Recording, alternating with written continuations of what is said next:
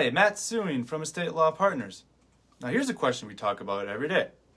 If our estate plan is built around our revocable living trust, why do we need a will too?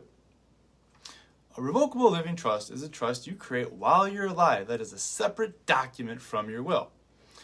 After the trust is created, it is typically funded. Funding your trust involves the transfer of your assets to your trust. I like to think of it like a funnel, and the goal is to connect the dots between your assets and the trust by getting them into the trust funnel, so that way they can go out of that funnel based on the terms of your will. In most cases, when you have a revocable trust and have transferred assets into the name of the trust, your trust is the main document in the estate plan. However, there might be assets that didn't get into that funnel. For example, forgotten savings bonds or a refund in your name, and oops, not in the name of your trust. Wrongful death claims that can't be transferred to your trust in advance.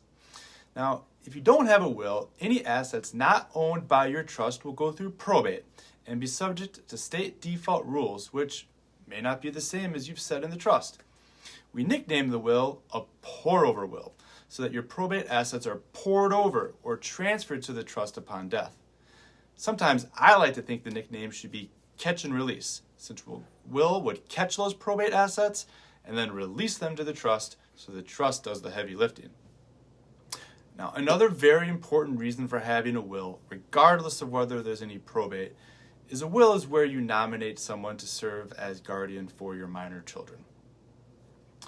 All parents with young children should also consider creating a trust to hold the property being given to the children. The trustee would then be in charge of the financial assets, regardless of whether they are also the surviving parent or guardian. Whether you've already started planning or just starting to give it some thought, I encourage you to reach out to us today to see whether our team at Estate Law Partners is a good fit for you. Contact us online or by the phone, and we look forward to helping you soon.